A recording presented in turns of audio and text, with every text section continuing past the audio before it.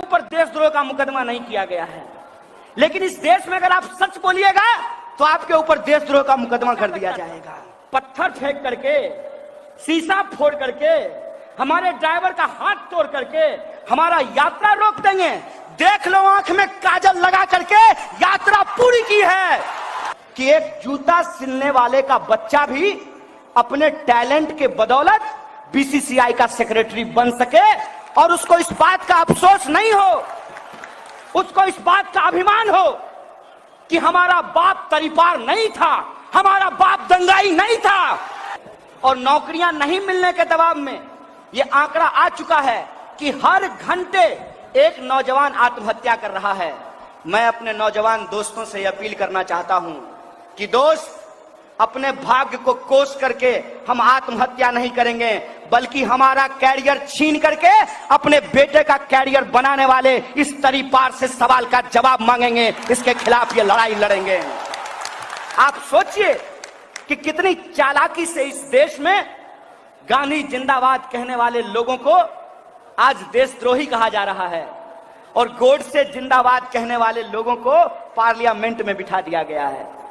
खुलेआम लोगों को भड़काने वालों के ऊपर एफआईआर नहीं किया जाता है, और जब एफआईआर करने का निर्देश माननीय उच्च न्यायालय देती है तो उस जज का ट्रांसफर कर दिया जाता है। आप देखिए कि खुलेआम इस देश के भीतर क्या किया जा रहा है। खुलेआम इस देश के भीतर धीरे धीरे लोगों के जो संवैधानिक अधिकार हैं, उनके संवैधानिक अधिकारों को छीनकर इंसानों को गुलाम बनाने की साजिश रची जा रही है। आप देखिए कि आज इस देश में एक ही वर्ग के लोग हैं जो सीए, एनआरसी और एनपीआर का विरोध कर रहे हैं, और जो वर्दी पहन करके इस देश की सेवा कर रहे हैं वो एक ही क्लास के लोग हैं, एक ही वर्ग के लोग हैं। उनको कैसे आपस में लड़ाया जा रहा है। मैं एक सवाल पूछना चाहता हूं कि गृह मंत्री साहब को पेंशन मिलेगा, लेकिन वर्दी पहन करके नौकरी करने वाले इन सिपाहियों को पेंशन नहीं मिलेगा। इसको बेईमानी नहीं कहेंगे तो क्या कहेंगे। मैं ये सवाल पूछना चाहता हूं कि हमारे बच्चों के हाथ में आप पत्थर थमा देना चाहते हैं, हमारे नौजवानों के हाथ में आप रॉड थमा देना चाहते हैं और अपने बेटा को बीसीसीआई का सेक्रेटरी बना देना चाहते हैं। हम आपकी साजिश के खिलाफ गांव गांव जाएंगे, एक एक इंसान के बीच में जाएंगे। और आपको क्या लगता है, आप हमको अपनी नफरत से डरा देंगे? आप भुलावे में हैं। हम गांधी को मानने वाले लोग हैं और गांधी जी के प्रपौत्र आज हमारे मंच पे बैठे हुए हैं। ये इस बात की शिनाख्त है, देख लीजिए। हम इस देश में आप तमाम लोगों को याद दिलाना चाहते हैं कि यही नफरत, जो नफरत आज इस देश के भीतर बोई जा रही है, इसी नफरत का नतीजा था कि इस खूबसूरत देश को दो हिस्सों में बांट दिया गया। उस वक्त भी अंग्रेजों ने बड़ी चालाकी से गाय का मांस मंदिरों में फिकवाकर, सुअर का मांस मस्जिदों में फिकवाकर हिंदुस्तानियों को आपस में लड़ाया, भारतीयों को आपस में लड़ाया और फूट डालो राज करो की नीति के तहत इस देश का बंटवारा किया। मैं याद दिलाना चाहता हूं इस देश के हुक्मरानों को यह समझ में आना चाहिए कि इस देश में जो मुसलमान रह गए, उन्होंने जिन्ना को नहीं, गांधी को अपना राष्ट्रपिता चुना था। इस बात को याद रखना चाहिए। इस बात को याद रखना चाहिए कि जब पार्टीशन होने की बात आई, देश में दंगे शुरू हुए, तो एक तरफ पश्चिमी भारत में माउंट बेटन की पूरी फौज खड़ी थी, लेकिन वह दंगा नहीं रोक पाए। अकेला महात्मा गांधी, वो बापू, वो अर्धनग्न फकीर, ईस्ट भारत का दंगा भूख हड़ताल से रोक दिया था। इस देश ने हमेशा गांधी को अपनाया है। मुझे अफसोस है कि आज अगर गांधी दिल्ली में होते तो नॉर्थ ईस्ट दिल्ली जल नहीं रहा होता। अगर नॉर्थ ईस्ट दिल्ली जल नहीं रहा होता तो राहुल की भी जान नहीं जाती और नाजिम की भी जान नहीं जाती। कोई मां अपना बच्चा नहीं खोता, कोई पत्नी अपना शौहर नहीं खोता, और किसी बच्चे के सर से उसके बाप का साया नहीं छीन जाता। मैं बार बार कहता हूं कि इस देश की सरकार ने गोडसे को चुन लिया है। इस देश की जनता को तय करना है कि उसको गोडसे के साथ जाना है कि गांधी के साथ जाना है। बोलिए, किसके साथ जाने के लिए तैयार हैं? अगर गांधी के साथ जाने के लिए तैयार हैं तो नेता की तरह मैं लफाजी नहीं कर रहा हूं। मुझे लफाजी करके, चाटुकारिता करके और वोट की गिनती करके प्रधानमंत्री नहीं बनना है, इस बात को याद रखिएगा। कुछ लड़ाइयां इसलिए लड़ी जाती हैं कि उससे चुनाव नहीं जीते जाते हैं, उससे इतिहास बनाया जाता है। और आप तमाम लोग जो आज पटना के गांधी मैदान में हैं, आप इस देश में एक इतिहास रच रहे हैं, इस बात को याद रखिएगा। इस देश को जब जरूरत है कि हम गांधी के रास्ते पे चलें और वही रास्ता, वही पथ हम लोगों को एक मुक्ति का रास्ता दिखाएगा।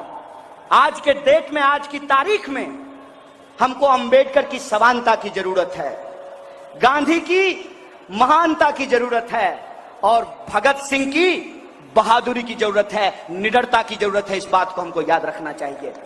अगर भगत सिंह की निडरता, डॉक्टर बाबा साहब भीमराव अंबेडकर की समानता और गांधी की महानता अगर हमारे साथ है तो ये गोडसेवादी ताकतें, ये नफरतवादी ताकतें इस देश को बांट नहीं सकती है, इस देश को तोड़ नहीं सकती है। इस बात का भरोसा मैं आपको दिलाना चाहता हूं। गांधी ने धर्म के आधार पर देश की बांटने की साजिश को बखूबी समझा था। इसीलिए गांधी ने कहा था, रघुपति राघव राजा राम, पतित पावन सीताराम, ईश्वर अल्लाह तेरो नाम, सबको सन्मति दे भगवान।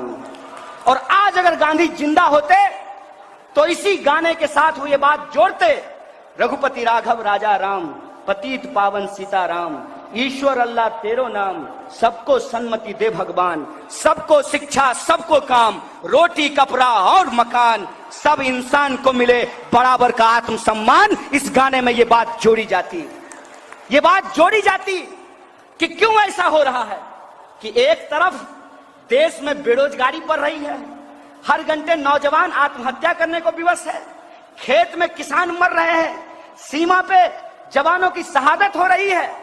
और अजीब बात देखिए, मेरे पिताजी किसान थे, मेरे भाई लोग फौज की नौकरी करते हैं, हमारे परिवार से एक भाई की शहादत भी हुई है, लेकिन जब हम ये कहते हैं सबको शिक्षा, सबको काम, वरना होगी नींद हराम, तो ये कहते हैं कि हम देश को भड़काने का काम कर रहे हैं। साहब, हम देश को भड़काने का काम नहीं कर रहे हैं। इस मिट्टी पे हम पैदा हुए, हमारे पुरखों ने जान गवा करके जो आजादी हमको दिलाई, कसम चंद्रशेखर आजाद की, उस आजादी को बचाने की बात कर रहे हैं, उस संविधान को, उस आईन को बचाने की बात कर रहे हैं। और ये बात हम करेंगे, ये बात हम करेंगे। आपको जितनी ताकत लगानी है लगा लीजिए, आपको जितना पैसा खर्च करना है खर्च कर लीजिए। हम इस मैदान में किसी इंसान को नेता बनाने के लिए मंच नहीं सजाए हैं। हम ये जनगण मन यात्रा किसी को एमपी, एमएलए, मुख्यमंत्री या प्रधानमंत्री बनाने के लिए नहीं निकाले हैं। ये जनगण मन यात्रा इस देश में जन और गण को बचाने के लिए है। जन मतलब जनता, गण मतलब गणतंत्र। और ये गणतंत्र हम इसलिए बचाना चाहते हैं कि एक जूता सिलने वाले का बच्चा भी अपने टैलेंट के बदौलत बीसीसीआई का सेक्रेटरी बन सके और उसको इस बात का अफसोस नहीं हो, उसको इस बात का अभिमान हो कि हमारा बाप तरीपार नहीं था, हमारा बाप दंगाई नहीं था। उसको इस बात का अभिमान हो, उसको इस बात का अभिमान हो कि इस देश में ईमानदारी से मजदूरी करना ये हमारी बदकिस्मती नहीं है। उसको इस बात का अभिमान हो, वो गर्व से ये बोल सके कि हाँ, हमारा बाप किसान है, हम किसान का बच्चा है। क्यों भाई, क्यों? कलेक्टर का बेटा कलेक्टर बनेगा, डॉक्टर का बेटा डॉक्टर बनेगा, लीडर का बेटा लीडर बनेगा। मैं पूछता हूं कि फार्मर का बेटा फार्मर क्यों नहीं बनेगा? ये सवाल मैं पूछना चाहता हूं। क्या दिक्कत है? कैसी व्यवस्था आप इस देश के भीतर बना रहे हैं?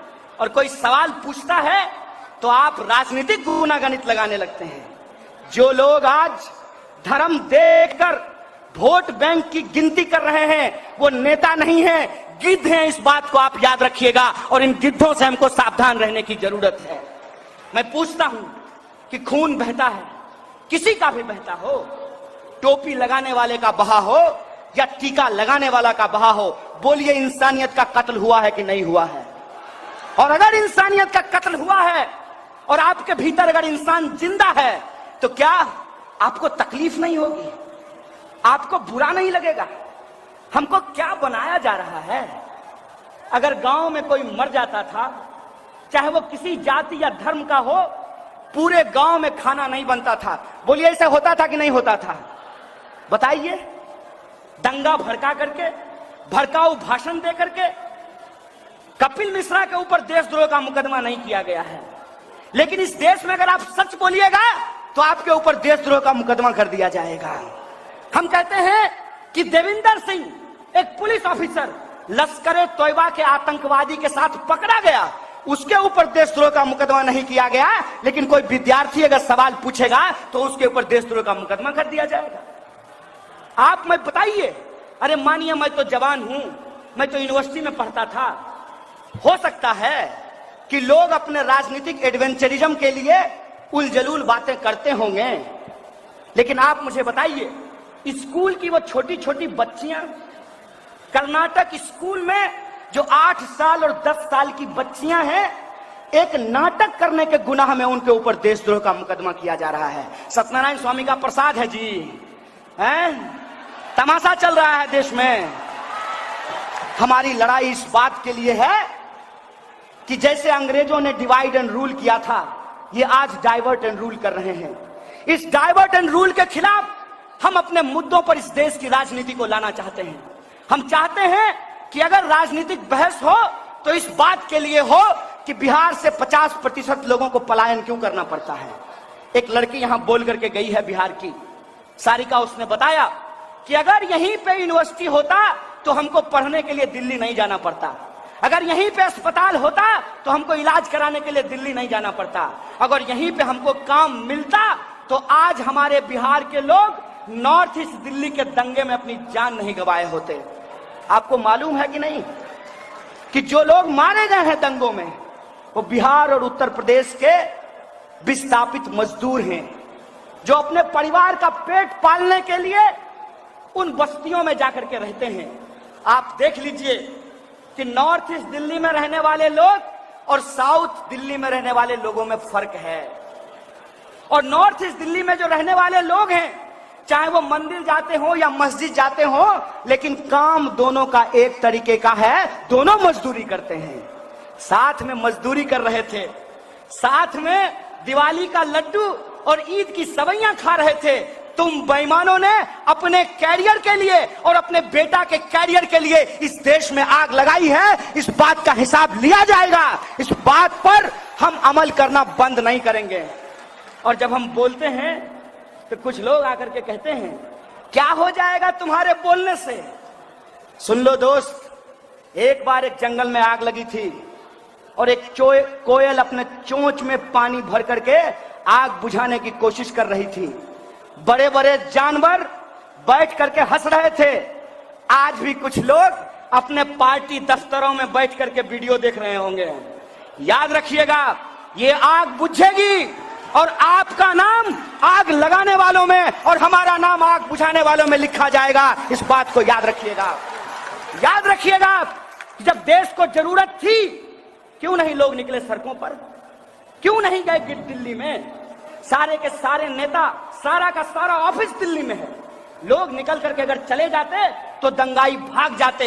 हमने फेस किया है दंगाइयों को। 9 बार जनगण मन यात्रा के ऊपर हमला हुआ है। हम जानते हैं कि ये डरपोक लोग हैं, ये भाड़े के टट्टू हैं। इनके सामने आप खड़े हो जाइए, इनसे आंख मिला लीजिए, ये चापलूस भाग खड़े होंगे। ये भरोसा मैं आपको दिलाना चाहता हूं। 9 बार हमला हुआ है, एक बार भी हम नहीं भागे, मैदान में डट करके खड़े हो गए।